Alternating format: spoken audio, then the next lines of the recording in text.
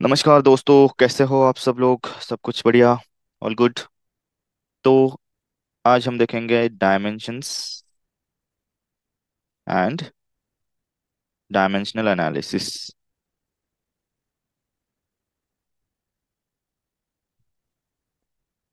ठीक है, चलो तो देखते हैं डायमेंशंस एंड डायमेंशनल एनालिसिस क्या होता है। लाइक ये 11th महाराष्ट्र का फिजिक्स का क्लास चल रहा है, जिसमें हम आपका chapter number 1 units and measurement and उसका ये लेक्चर 5 है, जिसमें डायमेंशन एंड डायमेंशनल एनालिसिस। इसके पहले की जो भी क्लासेस है वो भी आप देख के आओ, फिर बाद में इस क्लास के ऊपर आओ। ओके, मैंने यहाँ पर नंबरिंग्स दिया है, one like lecture 1, lecture 2, lecture 3 ऐसा, तो आपको समझ सकते हैं। ठीक है, तो डायमेंशंस क्या होता है, डायमेंशनल एनालिसिस क्या होता है, देखते हैं। तो पहले तो आपको क्लियर होना चाहिए कि क्वांटिटी क्या होती है।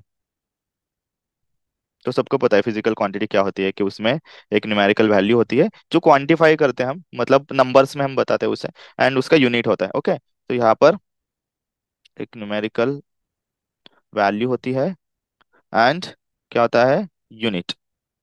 ठीक। अब ये अलग सा कंसेप्ट, फिर डायमेंशंस क्या है। चलो क्वांटिटी तो न्यूमेरिकल वैल्यू और वो यूनिट से तो समझ में आती है हमें, बट फिर ये डायमेंशन क्यों। तो इसके भी बहुत सारे यूजेस है, जैसे कि इक्वेशन डिराइव करने के लिए, यूनिट कन्वर्जन के लिए, उसकी एग्जैक्ट वैल्यू पता करने के लिए। ओके, और वो इक्वेशन आपका वैलिड है कि नहीं, फिजिकली वो वैलिड है कि नहीं, तो वो चेक करने के लिए भी हम डायमेंशंस यूज करते हैं, डायमेंशनल एनालिसिस यूज करते हैं। तो एग्जैक्टली होता क्या है, तो पहले एक काम करते हैं, हम कोई भी एक क्वांटिटी लेते हैं। Let's say will take the quantity velocity. चलो क्या किया हमने, एक वेलोसिटी क्वांटिटी ले ली। अब वेलोसिटी का फॉर्मूला पता है सबको, displacement upon time, right. The rate of change of displacement, ये एग्जैक्टली पढ़ेंगे, डिस्प्लेसमेंट अपॉन टाइम। ठीक है, तो इसका यूनिट भी पता है हमें, डिस्प्लेसमेंट का यूनिट होता है मीटर, टाइम का यूनिट होता है सेकंड। तो ये उसका हुआ यूनिट, ये है इसका यूनिट। अब इसका डायमेंशन क्या। तो जो भी क्वांटिटी होती है ना, ओके, तो हमने फंडामेंटल क्वांटिटी देखी है, तो फंडामेंटल क्वांटिटी के लिए, यूनिट के लिए नहीं, उस क्वांटिटी के लिए हमने कुछ अलग से सिंबल्स यूज किए, जैसे कि फंडामेंटल क्वांटिटी हम लेंथ से शुरू करते हैं, क्योंकि ये सब क्वांटिटी ना, जो डिराइव क्वांटिटी है वो फंडामेंटल क्वांटिटी के ऊपर ही डिपेंडेंट होती है। तो लेंथ का सिंबल होता है डायमेंशन में एल। देन लेट से मास का सिंबल होगा M, capital M. Okay, then आपका टाइम का सिंबल होगा कैपिटल टी। देन आपका टेम्परेचर का, ये याद रखो, डायमेंशन में ये सिंबल्स हम यूज करते हैं। टेम्परेचर का होगा कैपिटल के। ओके, देन करंट का होगा आई। ठीक है, तो एल एम टी, ये लेंथ मास एंड टाइम का तो अच्छे से याद रखो, बाकी हम देखेंगे आगे आगे बढ़ के। ठीक है, तो अब देखो ये वेलोसिटी जो भी क्वांटिटी है ना, वो हम इस डायमेंशन में कैसे रिप्रेजेंट करेंगे, उसका यूनिट देखो मीटर पर सेकंड, मतलब डिस्प्लेसमेंट एक लेंथ है एक्चुअली। ओके, एंड टाइम यहाँ पर है ऑलरेडी। तो हम क्या करेंगे, वेलोसिटी को रिप्रेजेंट करेंगे लेंथ एंड टाइम के टर्म में। तो लेंथ का सिंबल है एल, डिवाइडेड बाय टाइम का सिंबल है यहाँ पर टी। बट इसे हमें सीधा बनाना, मतलब लाइक ये टाइम जो भी डिनोमिनेटर में है वो न्यूमरेटर में लाना होगा। तो एल एंड यहाँ पर टी का होगा -1, क्योंकि वो इनवर्स है ना, 1/t है, तो ऊपर आएगा तो -1 बनेगा। और इसे क्या करेंगे, अब देखो एल का जो भी यहाँ पर आपको दिख रहा है, तो एल का पावर कितना दिख रहा है यहाँ पर, 1। देन टी का पावर आपको दिख रहा है -1। एम का तो पावर ही नहीं है, तो एक काम करेंगे, एम का पावर नहीं है, मतलब एम की क्वांटिटी ही नहीं है यहाँ पर कोई मास की, तो हम एम का पावर 0 रखेंगे, क्योंकि हमें पता है लाइक ए रेस टू 0 होता है 1। किसी भी क्वांटिटी का और किसी भी वैल्यू का अगर 0 पावर है, तो उसका मतलब उसका आंसर 1 है। तो हम क्या करेंगे, इंटू 1 तो होता ही है हर एक क्वांटिटी को, और लाइक हर एक वैल्यू को। तो हमने क्या किया, मास रेस टू 0 किया यहाँ पर, और टाइम का है यहाँ पर -1।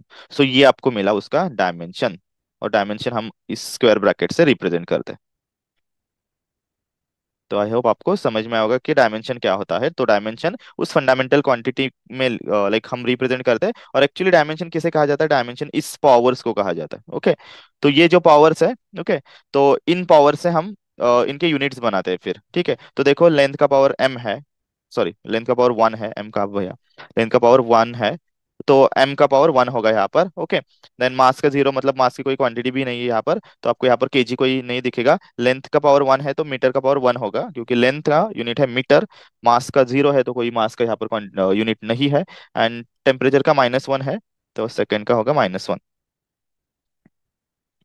तो ये हुआ आपका मीटर पर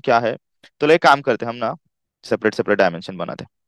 यहाँ पर मास का होगा m⁻⁻⁴ इनटू एक्सलेशन का फॉर्मूला क्या है, velocity let's say divided by time, change in velocity divided by time. Velocity का क्या है, मीटर पर सेकंड, मतलब displacement length divided by T. तो इसे हम करेंगे l⁻⁻⁴, ओके, t⁻⁻⁻⁴, और एक टी है तो और एक t⁻⁻⁻⁴, तो आपका ये हुआ t⁻²।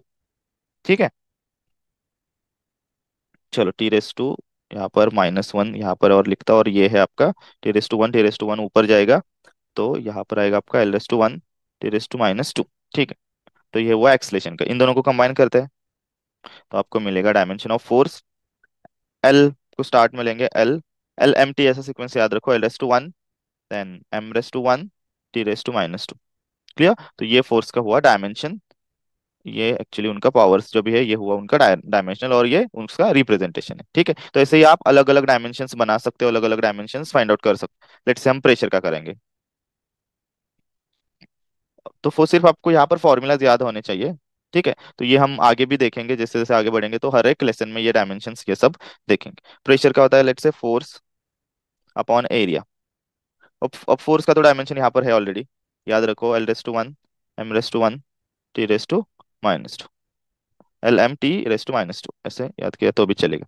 और एरिया क्या है, एरिया लेंथ का स्क्वायर होता है। ओके, एरिया मतलब दो डायमेंशंस का मल्टीप्लीकेशन होता है, दो लेंथ का मल्टीप्लीकेशन होता है, तो ये होगा आपका l²। तो प्रेशर का यहाँ पर आपको डायमेंशन मिला लेट से l⁻1, और ये ऊपर जाएगा, ये वाला ऊपर जाएगा, तो आपका बनेगा l⁻²। तो 1 - 2 कितना हुआ फिर, -1, सो l⁻⁻1 m⁻1 t⁻²। तो ये हुआ आपका किसका डायमेंशन, प्रेशर का। ठीक है, तो ऐसे आप सब डायमेंशन आप फाइंड आउट कर सकते हो। तो यहाँ पर आपको सिर्फ फॉर्मूला पता होना चाहिए, तो आपके बुक में बहुत क्वांटिटीज दी है ऑलरेडी देयर।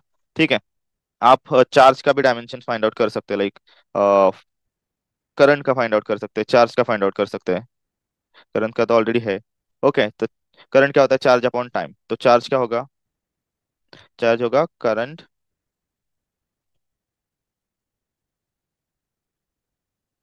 करंट इनटू आपका टाइम। तो करंट का डायमेंशन है आई, ओके, I⁻1, करंट का सिंबल है, वो डायमेंशन सिंबल है आई, उसका डायमेंशन 1 होगा। ओके, ये यहाँ पर बैटरी लो हो गई, मैं इसे हमें बंद करना पड़ेगा, 1 मिनट। एंड देन टाइम का क्या है, t⁻1। ठीक है, तो उसका डायमेंशन क्या हुआ देखो, l⁻0 m⁻0 t⁻1 and I⁻1। ठीक है, तो ये हुआ आपका चार्ज का डायमेंशन। ठीक है, तो चलो एक काम करेंगे, अब हम करेंगे ये डन यहाँ पर, फिर बाद में हम डायमेंशनल एनालिसिस नेक्स्ट पार्ट में देखेंगे। मैं कंबाइन करूंगा क्योंकि यहाँ पर बहुत ही कम चार्जिंग है, मुझे थोड़ा सा वो सेटअप लगाना पड़ेगा। तो तब तक बाय बाय। ठीक है, तो अब क्या करेंगे हम कि कुछ क्वांटिटीज लेंगे, देन उसका फॉर्मूला, उसका एसआई यूनिट, एंड देन उसका डायमेंशनल फॉर्मूला क्या बनेगा वो हम फाइंड आउट करेंगे। ठीक है, तो इससे आपको और क्लियरली समझ में आएगा कि डायमेंशंस होते क्या है। ओके, चलो तो पहले एक काम करते हैं, क्वांटिटी लेते लेट से डेंसिटी। चलो ठीक है, तो डेंसिटी का सबको फॉर्मूला तो पता है, मास अपॉन वॉल्यूम। ठीक है, फिर उसका एसआई यूनिट क्या है, मास का है केजी, देन वॉल्यूम का है मीटर क्यूब। अब इसका डायमेंशनल फॉर्मूला क्या बनेगा, मास का बनेगा, मास का सिंबल m डायमेंशन का, एंड देन वॉल्यूम मतलब लेंथ क्यूब होता है। ओके, तो ये होगा l³। तो इसका सीधा करके होगा लेट से l³ m⁻1 and then t⁻0। ठीक है, तो ये हुआ आपका डेंसिटी का डायमेंशनल फॉर्मूला। l⁻³ होना चाहिए ना वहां पर, ठीक है, क्योंकि ये यहाँ पर डिनोमिनेटर में है ना, ये ऊपर जाके इनवर्स होगा, सो l-3 m⁻1 t⁻0। चलो, नेक्स्ट क्वांटिटी है एक्सलेशन। एक्सलेशन का शायद हमने पहले देखा था, मोमेंटम का देते, चलो नेक्स्ट है लेट्स से मोमेंटम।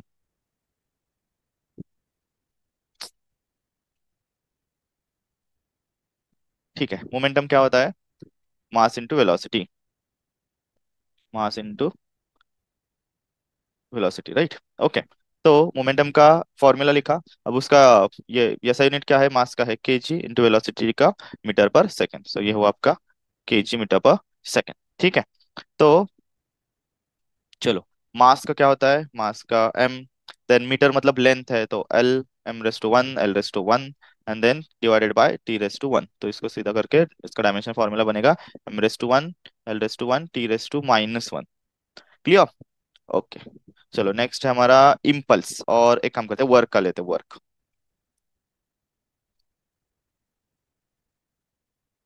वर्क, वर्क का फॉर्मूला क्या होता है? Force into displacement, right. तो चलो, फोर्स का क्या होता है? न्यूटन। न्यूटन मतलब क्या एक्चुअली? केजी मीटर पर सेकंड स्क्वायर। न्यूटन मतलब केजी मीटर पर सेकंड स्क्वायर, क्योंकि फोर्स क्या होता है? Mass into acceleration. Okay, into displacement का क्या होता है फिर? मीटर। तो यहाँ पर बनेगा मास, केजी मतलब mass, M raise to one, metre मतलब लेंथ, सो एल स्क्वायर होगा डिवाइडेड बाय टी स्क्वायर। तो इसका फॉर्मूला बनेगा M raise to one, L square, T raise to minus two. ठीक है, तो ये हुआ आपका फोर्स का। तो ऐसे आप हर एक क्वांटिटी का डायमेंशनल फॉर्मूला निकाल सकते हो। ठीक है, जो डायमेंशन लेस क्वांटिटी नहीं है, जो डायमेंशन लेस क्वांटिटी है, जो रेशो के फॉर्म में होती है नॉर्मली, और वो उसका यूनिट कैंसिल हो जाता है, तो डायमेंशन लेस क्वांटिटी होगी तो उसका डायमेंशनल फॉर्मूला नहीं बनेगा।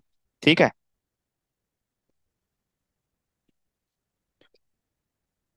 इसे ना हम, और मैंने एम एल टी लिखा है ना, तो ये आप एल एम टी लिख सकते हो पहले, L raise to one, M raise to one, T raise to minus one,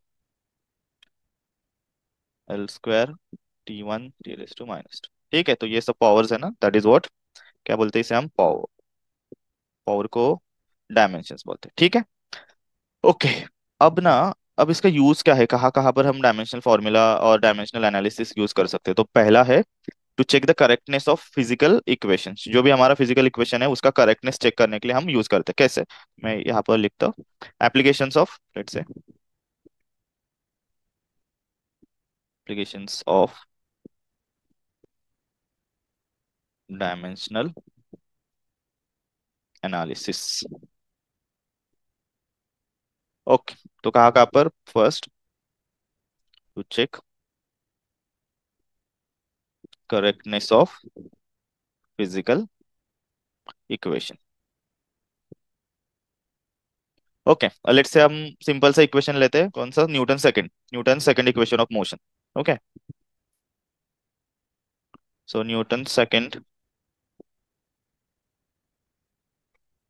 equation of motion. क्या होता है न्यूटन का second equation of motion? S is equal to u t plus half a t square होता है।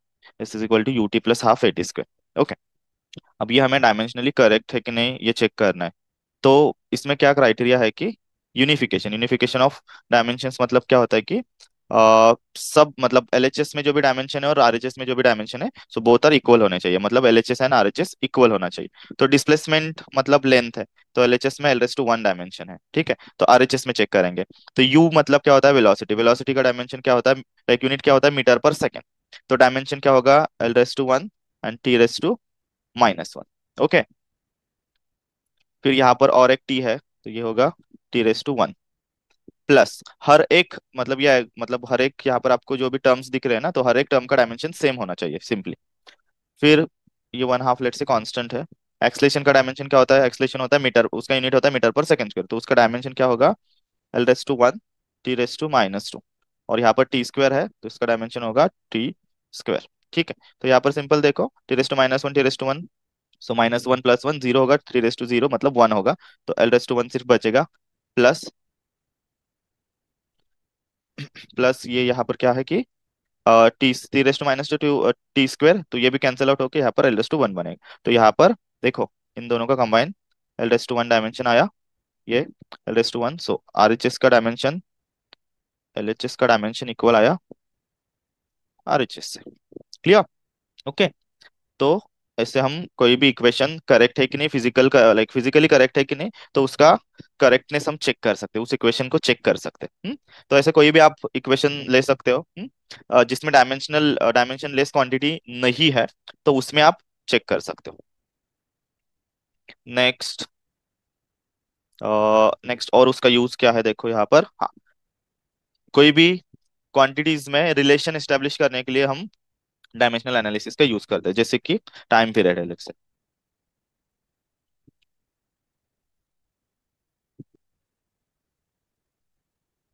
Okay, to establish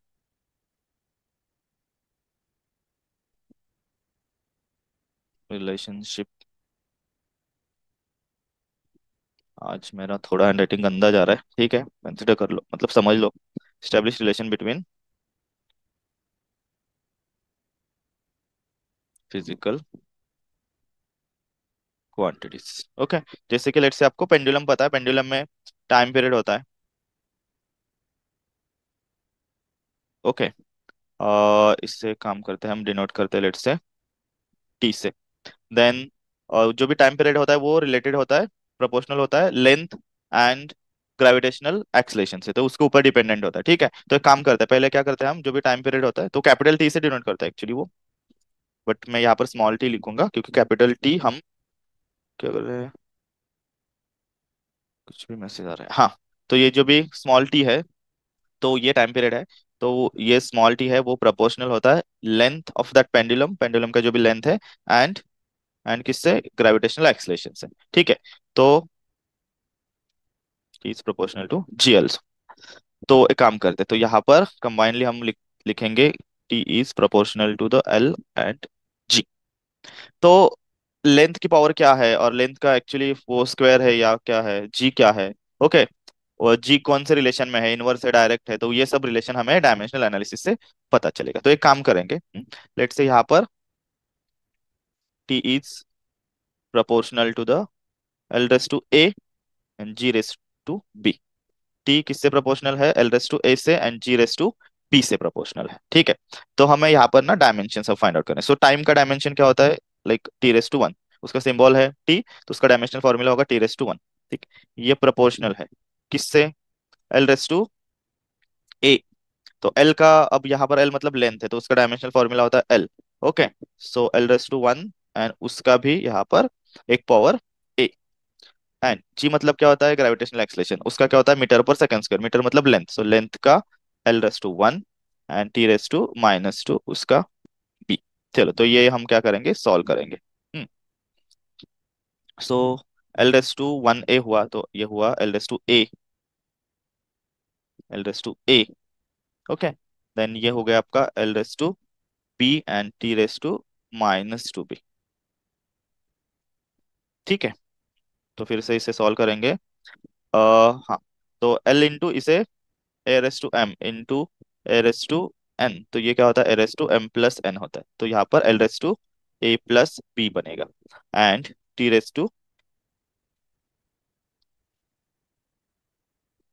race to minus two B as it is हमें रखना है। Okay, क्योंकि एल इंटू एल किया यहाँ पर, टी रेस टू वन, तो इसे एक काम करते हैं, यहाँ पर एल की क्वांटिटी नहीं है, मतलब एल होगा, एल रेस टू जीरो होगा इस दूसरे साइड पर। तो कंपेयर करते हैं, पावर्स कंपेयर करते हैं, देखो एल एस टू जीरो, यहाँ पर L s to A plus b है, तो दोनों की पावर्स यहाँ पर सेम होनी चाहिए। ओके, तभी इसका कोई इक्वेशन बन पाएगा। तो इसका मतलब ए प्लस बी जो भी है ये जीरो है। और एक दूसरा आपको क्या मिलेगा relation, T raise to one है और यहाँ पर T raise to minus two भी है, तो मतलब minus two B is equal to one होगा। तो बी इज इक्वल टू होगा माइनस, से माइनस पे एज इट इज रखो यहाँ पर, वन बाई टू होगा, और आपका बी होगा फिर माइनस वन बाई टू। ठीक है, तो ये माइनस वन बाई टू यहाँ पर वैल्यू पुट करो, तो ये होगा आपका A minus one by two is equal to zero, तो ये होगा आपका वन बाई टू। ठीक है, तो ये आपको ए की वैल्यू मिली, ये आपको बी की वैल्यू मिली, you can just put in the equation. So काम करते हैं, इससे ना कैपिटल टी ही डिनोट करते हैं,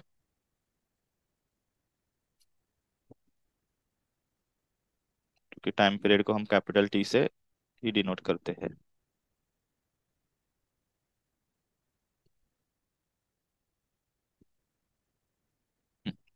तो ये जो टाइम पीरियड है is proportional to the L raise to A कितना है आपका one by two, and ji raise to B कितना है आपका minus one by two. Clear, तो अब देखो वन बाई टू मतलब क्या होता है, root, root A is nothing but A raise to one by two. तो T is proportional with root L into अब माइनस मतलब क्या होता है, a⁻⁻1 क्या होगा, 1/a, तो ये होगा √1/g। ठीक है, तो इसे कंबाइन करेंगे, L is proportional to the √L/g। तो इस ये आपको रिलेशन मिला टाइम पीरियड का। ठीक है, फिर इसमें आप 2 पाई एज अ कांस्टेंट बाद में एक्सपेरिमेंट से याद कर सकते हो, मतलब निकाल सकते हो। ठीक है, तो 2 पाई, तो टाइम पीरियड का यहाँ पर फॉर्मूला बनता है actually 2 pi in bracket L/g। ठीक है, where the 2 pi is constant, ये है कांस्टेंट, इसका कोई डायमेंशन नहीं होता यहाँ पर। ओके, ठीक है, तो ऐसे आप कोई भी रिलेशन एस्टेब्लिश कर सकते हो डायमेंशनल एनालिसिस से। नाउ लास्ट पॉइंट क्या है कि आप ना यूनिट कन्वर्जन की जो भी वैल्यू होती है ना वो फाइंड आउट कर सकते हैं। लास्ट आप हम डायमेंशन से आप क्या कर सकते हैं, like we can find out the conversion factor between units of same physical quantity, okay, with different systems of unit. तो मैं सिर्फ यहाँ पर लिखूंगा use to find out conversion factor between two system of units of same quantity.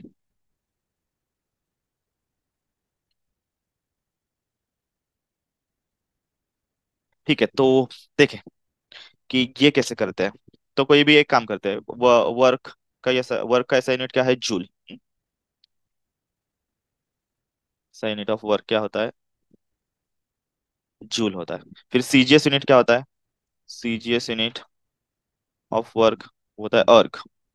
अब इस joule and ये अर्ग, इनमें क्या रिलेशन है, मतलब इनमें कौन सा कन्वर्जन फैक्टर है, कितना जूल मतलब कितने अर्ग। ओके, तो और 1 जूल मतलब कितने अर्ग, ये कैसे फाइंड आउट करें, तो बहुत सिंपल है। ठीक है, तो वर्क का फॉर्मूला हम निकालते हैं यहाँ पर, work is equal to force into displacement. और ऐसा यूनिट काम करते हैं, विदाउट फॉर्मूला हम क्या करते हैं, सिर्फ डायरेक्टली यूनिट से ही कंपेयर करते हैं। Let's say joule is equal to X of work, X of work, X factor से वो कुछ तो कम ज्यादा है। हम्म, तो